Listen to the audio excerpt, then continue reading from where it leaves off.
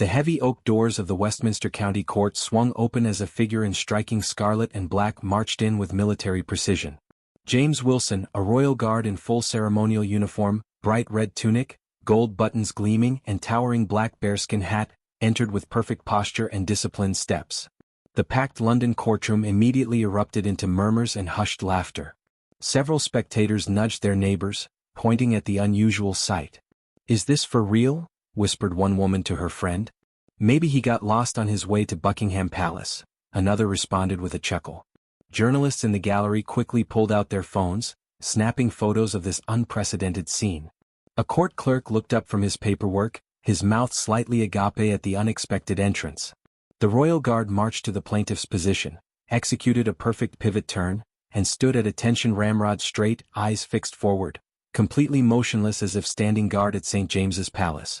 This extraordinary scene was unfolding on what should have been an ordinary Tuesday at Westminster County Court. Royal Guard James Wilson, 6 years in service to the Crown, was suing social media influencer, Travel Britain for defamation, a case that would soon capture the nation's attention. The lawsuit centered around a viral video that had been viewed over 5 million times. The video in question showed Guard Wilson at his post outside the Tower of London, but had been cleverly edited to make it appear as if his head was nodding, his eyes closing. "Check this out, guys. Caught this royal guard sleeping on the job. Your tax pounds at work, Britain." Alex Cooper, the man behind Travel Britain, had claimed in the voiceover. "This dude couldn't care less about guarding anything. Watch how he ignores this little girl." The video showed a young girl waving at the guard, with manipulative editing making it seem like Wilson deliberately snubbed her. Now in the courtroom, the royal guard remained perfectly still while everyone stared, some with amusement, others with curiosity. No one yet realized that behind the ceremonial uniform stood a man whose quest for justice was about to shock them all. The hushed whispers and subtle laughter in the courtroom fell silent as Judge Harold Montgomery entered. At 63 years old, Judge Montgomery had seen almost everything in his 3 decades on the bench, but the sight of a royal guard standing at perfect attention in his courtroom was certainly a first. He paused momentarily, adjusting his glasses to ensure his eyes weren't deceiving him. "Well, well," he said, settling into his chair with an amused smile spreading across his face. "This is certainly a unique situation. I don't believe we've had Her Majesty's Guard grace my courtroom before." The guard, James Wilson, remained absolutely motionless, staring straight ahead as if standing outside Buckingham Palace rather than in Westminster County Court. His discipline was impeccable, not a single muscle twitched in response to the judge's remarks. Judge Montgomery cleared his throat. "Mr. Wilson, while I appreciate your dedication to your profession, this is a courtroom, not a tourist attraction. You may sit down and behave like other plaintiffs." He gestured toward the chair at the plaintiff's table. Wilson remained standing at attention, his expression unchanged, his posture perfect. The judge's amusement began to turn to irritation. "Mr. Wilson, I understand you're here regarding a defamation claim against Travel Britain and its owner, Alex Cooper. However, I must insist you take a seat and address the court properly, or I'll have no choice but to dismiss your case immediately." Still the guard didn't move. A few spectators began to chuckle again, and Alex Cooper, seated at the defense table with his expensive lawyer, leaned over to whisper something that made his attorney smile smugly. Judge Montgomery's patience was clearly wearing thin. He leaned forward, his voice taking on a sharper edge. "Mr. Wilson, this is not Buckingham Palace. Royal protocol does not supersede court procedure. I fail to see how you intend to present your case if you're going to stand there like a statue throughout these proceedings." The courtroom waited in tense silence. For many watching, this unusual standoff was exactly what they had come to see, the rigid traditions of royal ceremony clashing with the practical realities of legal proceedings. Judge Montgomery's expression made it clear that he considered this display an affront to his courtroom's dignity, while the guard's unwavering stance suggested he had no intention of compromising his training, even when faced with judicial disapproval. No one in the room, least of all the judge, could have predicted what would happen next. The tense standoff between Judge Montgomery and the motionless royal guard continued for several uncomfortable seconds. The spectators watched with bated breath, wondering how this unusual impasse would resolve. Just as the judge opened his mouth to deliver what would likely have been a contempt warning, Court Clerk Thomas Bennett rose nervously from his seat. "Your Honor," Bennett said, his voice slightly hesitant, "if I may offer some clarification." He approached the bench with measured steps, clearly uncomfortable becoming the center of attention. Judge Montgomery turned to him with obvious irritation. Yes, Mr. Bennett? The clerk leaned in slightly, though his words carried clearly through the silent courtroom. I believe there may be a misunderstanding. From what I understand about royal guards, they cannot speak or move while in ceremonial uniform and on duty. It's part of their strict code of conduct. The judge's eyebrows rose dramatically. Are you suggesting, Mr. Bennett, that he intends to conduct this entire case without speaking? How exactly does he plan to present evidence or question witnesses? I'm not certain, Your Honor, the clerk admitted, glancing back at the immobile guard. Judge Montgomery sighed heavily, rubbing his temple. This is a court of law, not a tourist attraction at Buckingham Palace. I cannot accommodate. His words were cut short by a movement that drew gasps from several spectators. The royal guard, who had remained perfectly still throughout the exchange, suddenly and precisely removed his tall bearskin hat. With military precision he took 3 steps forward and addressed the court. Your Honor, James Wilson spoke for the first time, his voice clear and measured, I respectfully request permission to represent myself in these proceedings. I assure you I can both speak and present evidence effectively. His accent was refined, his diction perfect. Not at all what many had expected. Judge Montgomery blinked in surprise. So you can talk after all. He studied Wilson with renewed interest. And may I ask why you felt it necessary to begin these proceedings with such theatrical formality? With respect, Your Honor, I am a royal guard first and foremost. My appearance here today relates directly to my duties and reputation in that capacity. The uniform is not theatrical, it is the very center of the case before us. The judge leaned back in his chair, a mix of irritation and curiosity on his face. Very well, Mr. Wilson. Let's proceed then, though I must say this unusual entrance doesn't inspire confidence in your legal acumen. You're aware that representing yourself, particularly in a defamation case, is extremely challenging. I am aware, Your Honor, Wilson replied with unexpected confidence. At the defense table, Alex Cooper exchanged amused glances with his attorney. To them, this unusual beginning only confirmed what they already believed, that this case would be quickly dismissed, another victory to add to their growing list of legal triumphs against those who challenged their content. Alex Cooper sat at the defense table with an air of casual confidence. The popular influencer behind Travel Britain had over 3 million followers across social media platforms and was dressed in designer clothes that suggested his online persona had translated into substantial profit. Beside him sat his attorney, Victoria Palmer, a media law specialist known for aggressively defending content creators against what she often characterized as outdated limitations on free expression. Your Honor, Wilson began, setting his bearskin hat carefully on the plaintiff's table, I appear before this court seeking justice for a deliberate and malicious attack on my character and professional reputation. His voice carried a gravity that seemed to transform the atmosphere of the courtroom. Judge Montgomery nodded. You may present your opening statement, Mr. Wilson. The royal guard stood straight, though now less rigid than before. On April 15th of this year, the defendant, Mr. Cooper, published and widely distributed a video that purported to show me sleeping on duty and disrespecting visitors at the Tower of London. This video has, to date, been viewed over 5 million times across multiple platforms. Wilson turned slightly to face the jury.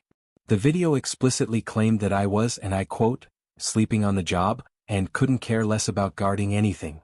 Mr. Cooper further stated that I deliberately ignored a young girl who approached me. He reached for a tablet on his table and held it up. I will present evidence that this video was maliciously edited to create a completely false narrative. The unedited footage, which Mr. Cooper deliberately concealed, shows that at no point did I break protocol, fall asleep, or disregard any visitor. Victoria Palmer immediately rose. Objection, Your Honor. Mr. Wilson is making claims about my client's intentions without evidence. I have substantial evidence of intent, Your Honor, Wilson responded before the judge could rule, including messages from Mr. Cooper to his editor discussing how to cut the footage to make it appear I was sleeping. Judge Montgomery's interest visibly increased. I'll allow it for now. Continue, Mr. Wilson. The defendant's video has caused significant damage to my professional reputation. As a result of his false claims, I was subjected to an internal investigation, public ridicule and harassment, including death threats from individuals who believed I had disrespected a child while representing the Crown. Wilson's presentation was methodical and precise, laying out each element of his defamation claim with unexpected legal clarity. As he continued, even Judge Montgomery's expression began to change from skepticism to genuine interest. The judge occasionally glanced at his notes, seemingly surprised by the guard's command of legal terminology and procedure. This case is not about limiting free speech, Wilson concluded. It is about holding individuals accountable for deliberately spreading harmful falsehoods for personal gain.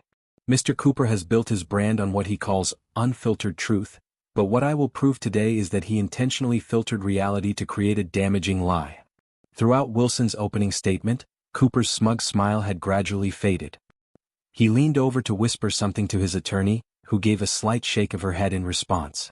For the first time, a flicker of concern crossed the influencer's face as he realized the royal guard he had mocked might be a more formidable opponent than anticipated. Victoria Palmer rose from her seat with practiced elegance. Her tailored navy suit and confident demeanor reflected her status as one of London's most sought-after media defense attorneys. She buttoned her jacket and approached the jury with a warm, disarming smile. "Your Honor, ladies and gentlemen of the jury," she began, her voice smooth and cultivated. "What we have here today is a fundamental misunderstanding about the nature of social media content." She gestured casually toward Wilson. "Mr. Wilson is clearly excellent at his job as a royal guard. No one disputes that. But he seems to lack understanding about how modern digital media functions." She paced slowly before the jury box.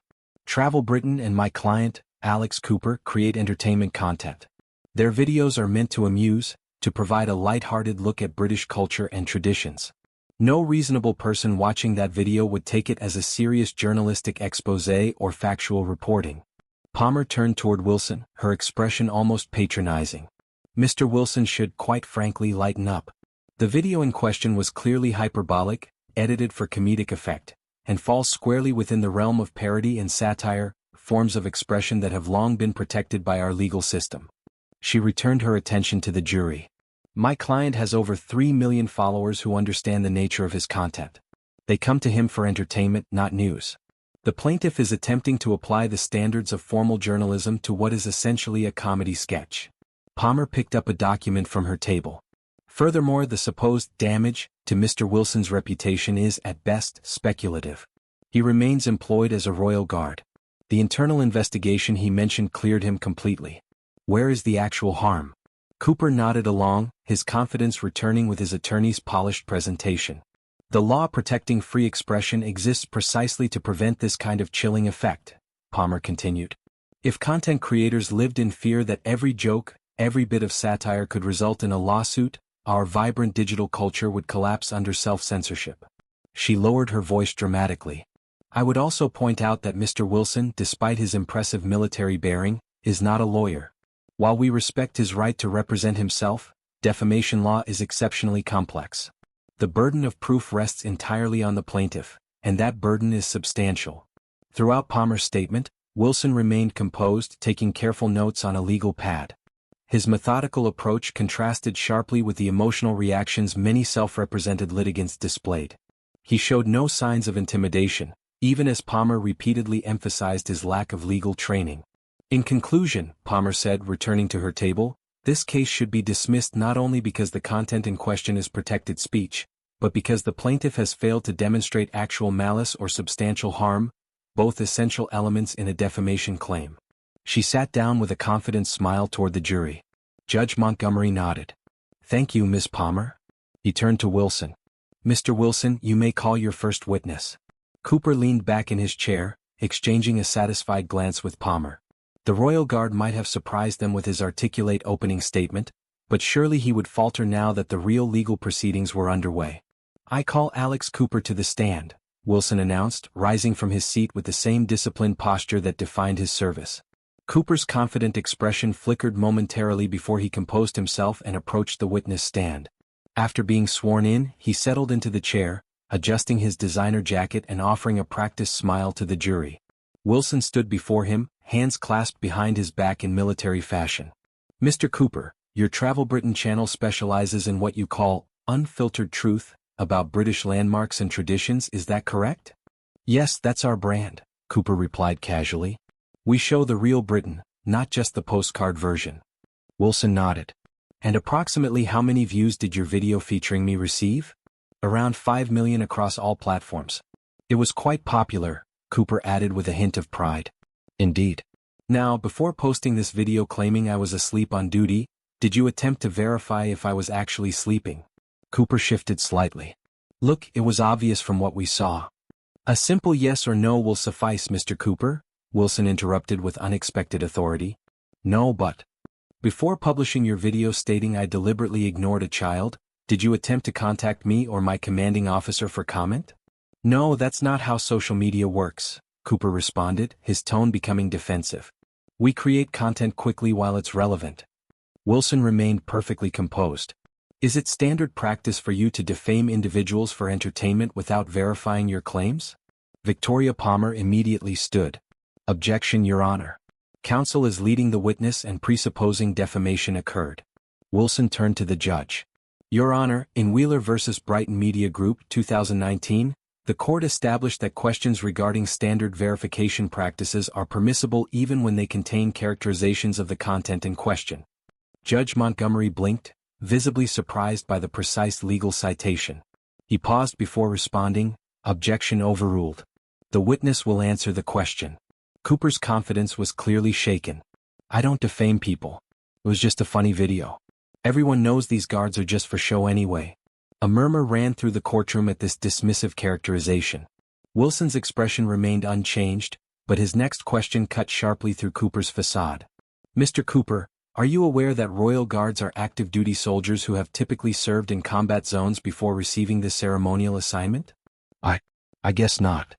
And are you aware that spreading false claims about a soldier neglecting their duty could potentially end their military career? Cooper glanced at his attorney, who was now looking increasingly concerned. That wasn't my intention. Intentions aside, Mr. Cooper, Wilson continued methodically, did you instruct your video editor, 1 Simon Wells, to, and I quote from your email dated April 14th, cut it to make it look like he's nodding off? The color drained from Cooper's face. How did you get access to my emails? They were obtained through proper legal discovery which your legal team provided, Wilson replied calmly. I'll ask again. Did you instruct your editor to manipulate footage to create a false impression? Palmer rose again. Your Honor, I need to confer with my client. Too late for that, Miss Palmer, Judge Montgomery replied, now fully engaged in the proceedings. Your client will answer the question. Cooper swallowed hard. Yes, I did say that. But it was just to make the video more entertaining. Wilson nodded, as if Cooper had just confirmed exactly what he expected. No further questions for this witness, Your Honor. As Wilson returned to his seat, the courtroom remained silent. Judge Montgomery was studying the Royal Guard with newfound respect, while Victoria Palmer hurriedly scribbled notes, her earlier confidence noticeably diminished. Wilson returned to the plaintiff's table with measured steps. The courtroom remained unusually quiet, the spectators now fully engaged in what had transformed from an expected farce into compelling legal drama. Judge Montgomery leaned forward slightly, his initial dismissiveness replaced by evident curiosity about what would come next. Your Honor, I would like to present my first piece of evidence, Wilson announced, lifting a folder marked with the royal insignia. This document contains the official palace security logs from April 15th, the day in question. The court clerk distributed copies to the judge, jury, and defense. Cooper glanced at the document, then whispered urgently to his attorney. These logs, Wilson continued, confirm my exact position and duty status throughout the day. As you can see on page 3, hourly check-ins were recorded by 2 separate superior officers, confirming my alert status at the precise time Mr. Cooper claims I was sleeping. He allowed a moment for everyone to review the relevant section before proceeding. Furthermore, these logs are electronically time-stamped and verified by military encryption protocols, making them virtually impossible to falsify. Judge Montgomery studied the document with obvious interest. And these were provided by the royal household? Yes, Your Honor. Colonel James Hastings, who authorized their release for this proceeding, is available to testify to their authenticity if required. Victoria Palmer stood. Your Honor, while these logs may confirm the plaintiff's duty status, they don't address the actual content of our client's video. Military logs saying he was alert don't prove what was actually visible to tourists. Wilson nodded as if anticipating this very objection. Which brings me to my second piece of evidence. He retrieved a flash drive from his case and handed it to the court clerk.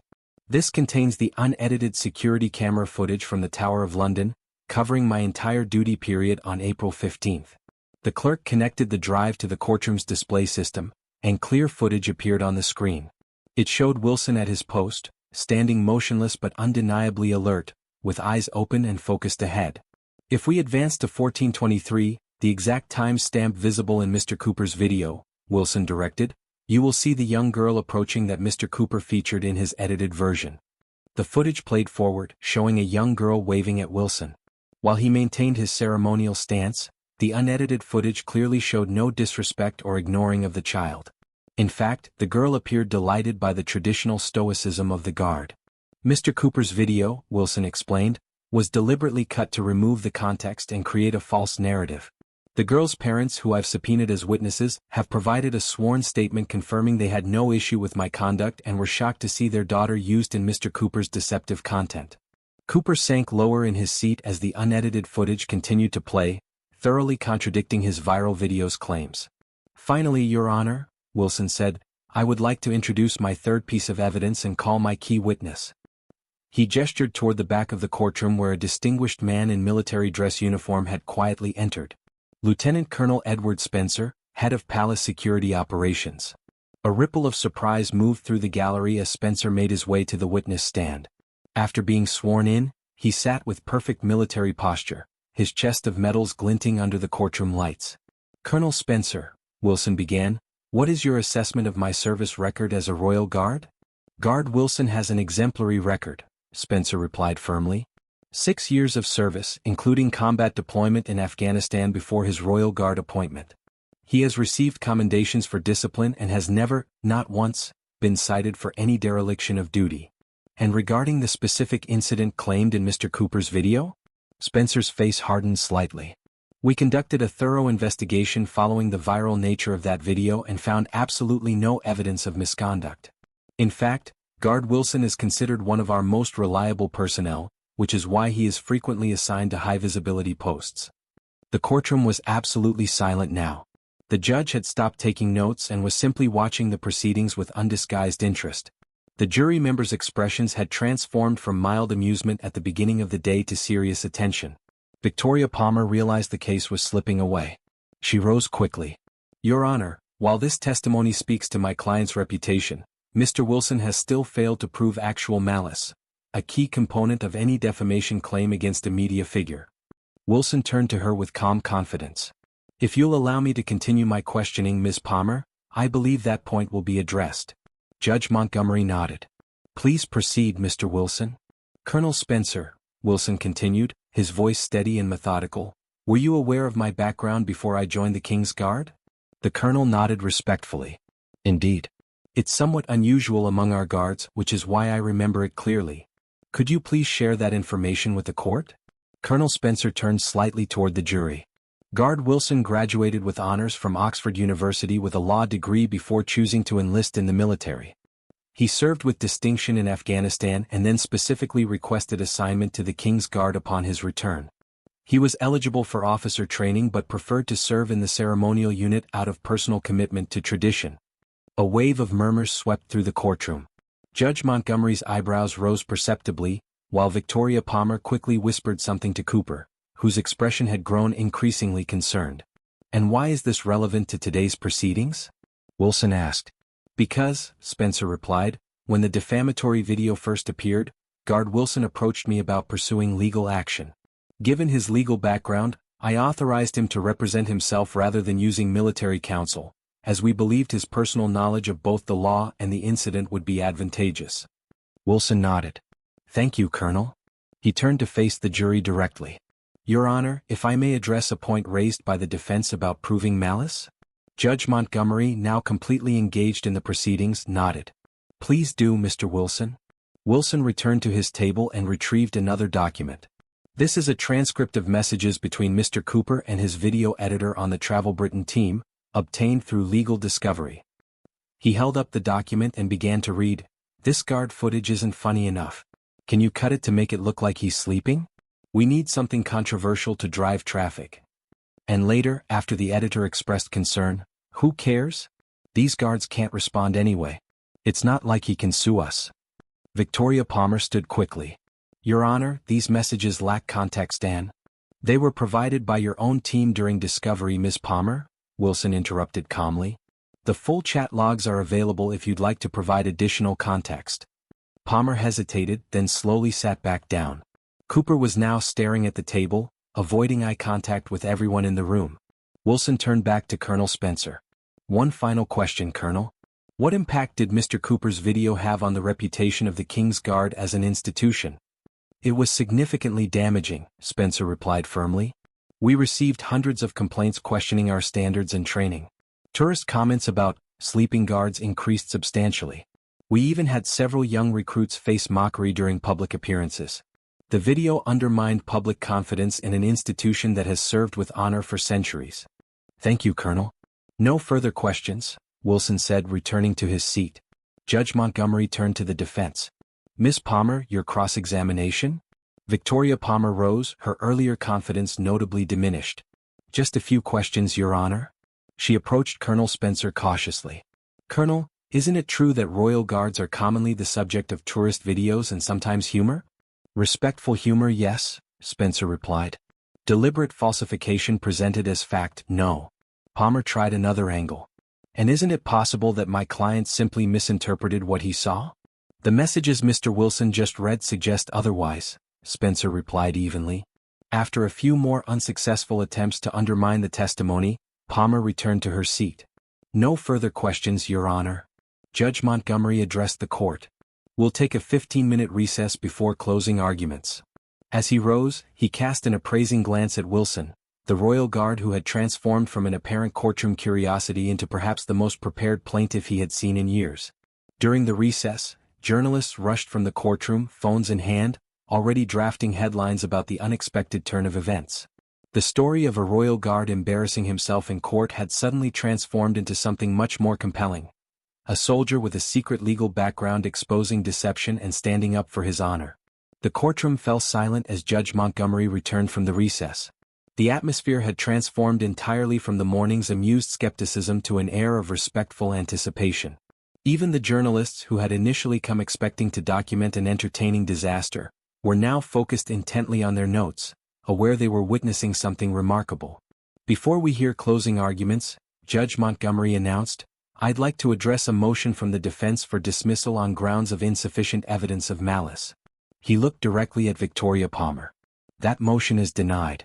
The evidence presented by Mr. Wilson clearly establishes the potential for actual malice. Palmer's shoulders slumped slightly as Cooper stared ahead, his earlier smugness completely evaporated. Miss Palmer, you may present your closing argument, the judge continued. Palmer rose, her normally confident stride now more measured. Your Honor, ladies and gentlemen of the jury, while my client acknowledges some creative editing was employed in his video, we maintain that Travel Britain's content falls under fair comment and satirical expression. Her argument continued for several minutes but lacked the certainty of her opening statement. She emphasized the casual nature of social media, the expectation of hyperbole in digital content, and the distinction between actual reporting and entertainment. Even if Mr. Wilson has demonstrated impressive legal acumen today, she concluded, he has not proven that my client's video caused substantial harm to his reputation or career. Thank you. Judge Montgomery nodded. Mr. Wilson, your closing argument. Wilson rose and approached the jury. Gone was any trace of the rigid guard who had first entered the courtroom. Instead, he stood before them as both soldier and legal advocate, his bearing confident but not arrogant. Ladies and gentlemen, this case is ultimately about truth and responsibility. Mr. Cooper built his brand and profited from deliberately misrepresenting my conduct while on duty. The evidence has clearly shown this was not a mistake or misinterpretation but a calculated decision to increase views and engagement at my expense. He gestured toward Cooper. The defense suggests that social media exists in some separate realm where accuracy doesn't matter, where deliberately falsifying reality is acceptable if it entertains. But that argument fails to recognize the real harm caused when falsehoods are presented as truth to millions of viewers. Wilson's voice remained measured, but carried undeniable conviction. I joined the King's Guard out of respect for tradition and service, choosing this path even after completing my legal education. I stand in that uniform representing centuries of dedication and honor. When Mr. Cooper mocked that service with manufactured falsehoods, he didn't just attack me personally, he undermined the institution itself. After a few more minutes of precise, compelling argumentation, Wilson concluded, I ask you to uphold the principle that truth matters, even on social media, even when presented as entertainment. Mr. Cooper's actions were deliberate, malicious, and harmful. The law provides remedy for such conduct, and I respectfully ask that you apply it here today. Thank you. Wilson returned to his seat as a palpable tension settled over the courtroom. Judge Montgomery studied him for a moment before turning to the jury. Ladies and gentlemen of the jury, you have heard the evidence and arguments. You will now retire to deliberate your verdict. You must determine whether the defendant knowingly published false and defamatory content about the plaintiff, and if so, what damages should be awarded. The jury filed out, and an uncomfortable Alex Cooper leaned toward his attorney, whispering urgently. Whatever Palmer replied clearly didn't satisfy him, as his expression grew increasingly distressed. To everyone's surprise, the jury returned after only 40 minutes, remarkably swift for a defamation case. As they filed back in, their expressions provided no clue to their decision. Has the jury reached a verdict? Judge Montgomery asked. The foreperson stood. We have, Your Honor. What say you? We find in favor of the plaintiff, James Wilson. We determine that the defendant knowingly published false and defamatory content with malicious intent. Cooper closed his eyes briefly as Palmer placed a hand on his arm. The foreperson continued. We award damages in the amount of £75,000 for harm to reputation and emotional distress, plus £150,000 in punitive damages. A collective gasp rippled through the courtroom. This was a substantial award by UK defamation standards. Judge Montgomery nodded. The court thanks the jury for their service. He turned to address the parties. Mr. Cooper, in addition to the damages awarded, this court orders you to publish a retraction and apology on all platforms where the original video appeared, with equal prominence and duration. He looked at Wilson. Mr. Wilson, this court commends your conduct throughout these proceedings. You have demonstrated not only that your reputation as a royal guard is well-deserved but that your legal abilities are equally formidable. The judge then addressed the courtroom at large. This case should serve as a reminder that our laws apply equally to all forms of communication, including social media. The right to free expression does not include the right to deliberately defame others for profit or entertainment. With a final bang of his gavel, Judge Montgomery concluded, "This court is adjourned."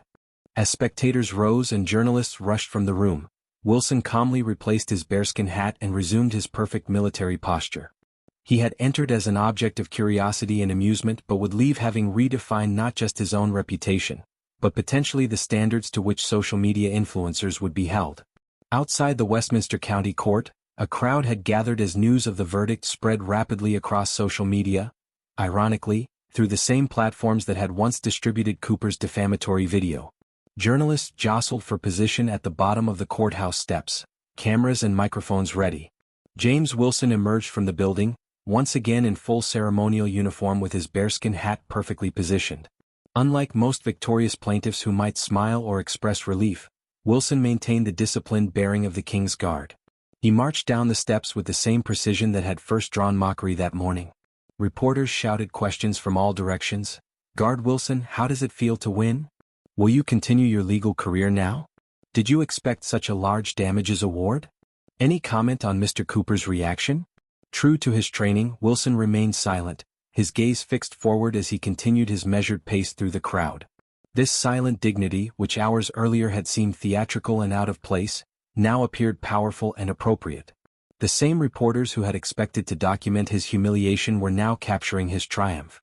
Several minutes later, a visibly shaken Alex Cooper emerged with Victoria Palmer.